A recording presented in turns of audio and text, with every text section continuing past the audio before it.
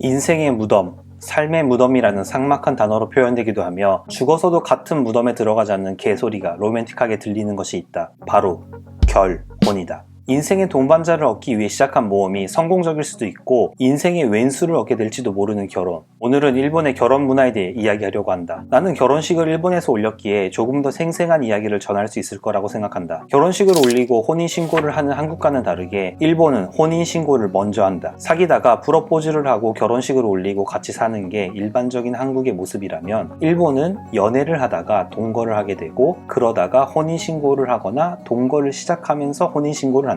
충분한 자금이 있다면 혼인신고를 하면서 결혼식장을 알아보겠지만 돈이 없는 커플들은 혼인신고를 하고 돈을 모아서 결혼식을 하거나 아예 결혼식을 생략해버리는 커플도 많다. 유교 사상이나 종교적인 이유로 혼전동거 혹은 결혼식 전에 혼인신고를 하는 게 안 좋은 이미지인 한국에 비해 일본에서는 동거에 대한 안 좋은 이미지가 적은 것과 혼인신고가 주변 사람들에게 우리 결혼했다고 알리는 선언이 되는 문화가 한 가지 이유라고 생각한다. 일본의 한 잡지 조사에 의하면 결혼을 하기 전에 동거를 하는 비율은 70%라고 한다. 한국에서는 남자가 집, 여자가 혼수라는 문화가 아직까지 많이 남아있고 이걸 준비하는 과정에서 파혼했다는 이야기도 심심치 않게 듣는다. 일본은 결혼을 해도 동거하던 집이 신혼집이 되거나 동거 없이 결혼을 했다면 작은 단칸방부터 시작하는 경우가 많다. 혼인신고를 했으니 이제 결혼식에 대해 알아보자. 내가 느끼는 한국과 일본의 결혼식의 가장 큰 차이는 잔치와 파티의 차이이다. 잔치와 파티라는 단어는 비슷하면서도 느껴지는 분위기가 묘하게 다르다. 한국의 결혼식은 여러 사람이 모여 음식을 차려놓고 기쁜 일을 축하하는 잔치 같은 느낌이라면 일본의 결혼식은 턱시도 드레스를 차려입고 가서 즐기는 파티 같은 느낌이다. 그렇기에 일본의 결혼식 복장은 남자는 정장 중에서도 결혼식용 정장을 많이 입고 여자의 경우 드레스를 입고 머리는 80년대 만화에서나 볼 법한 올림머리와 풀메이크업을 한다. 지하철 혹은 길거리에서 복장만 보고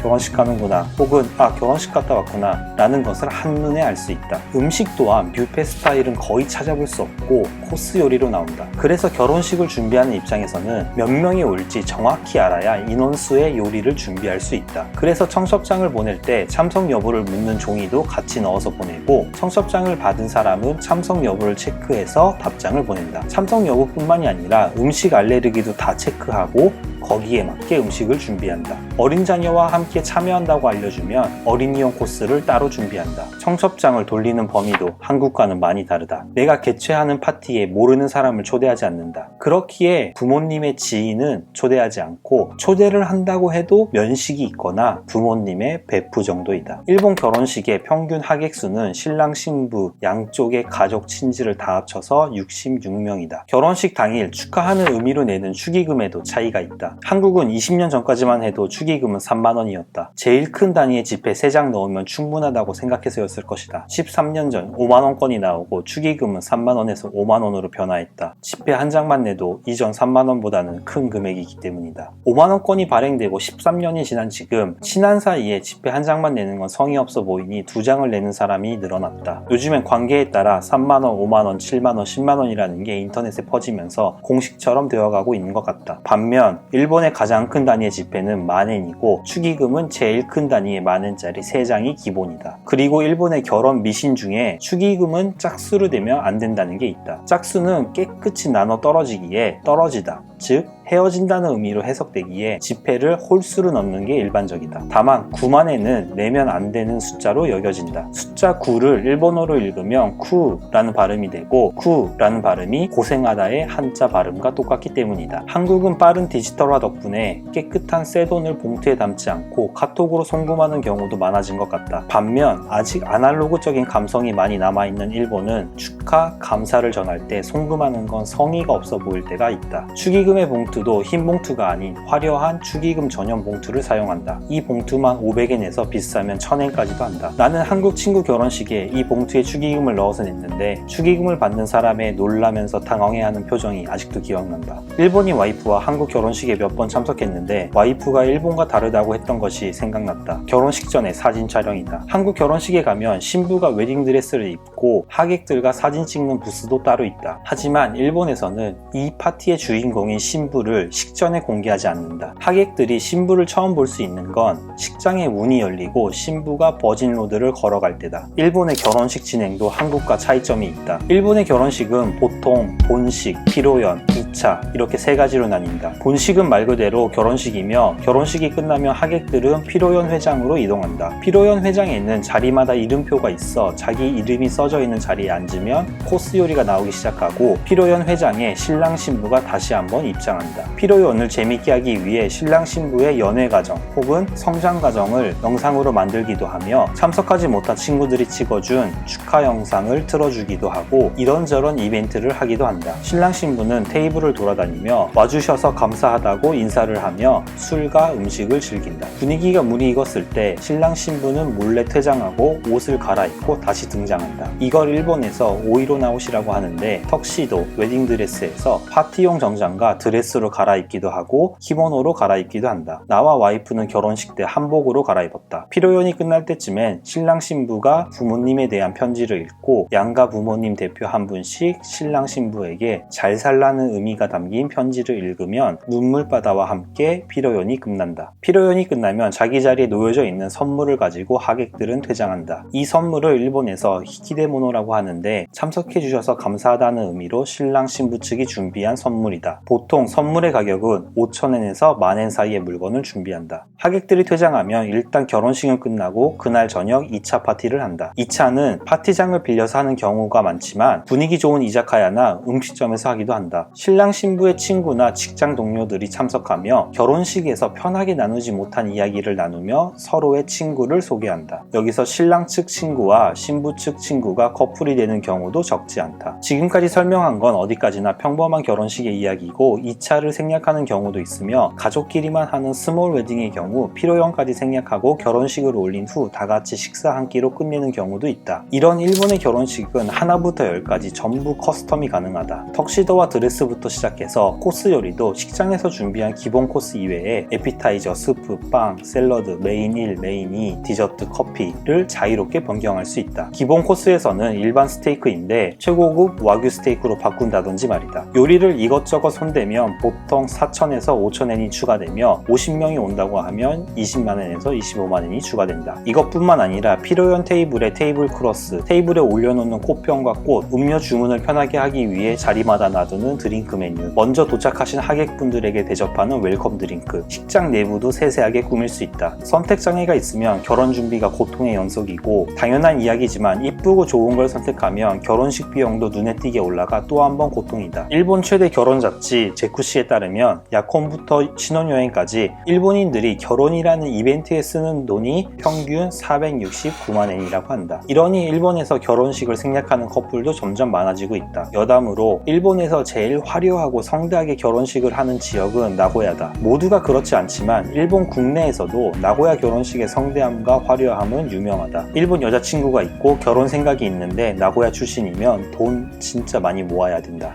일본 결혼 문화 이야기 끝!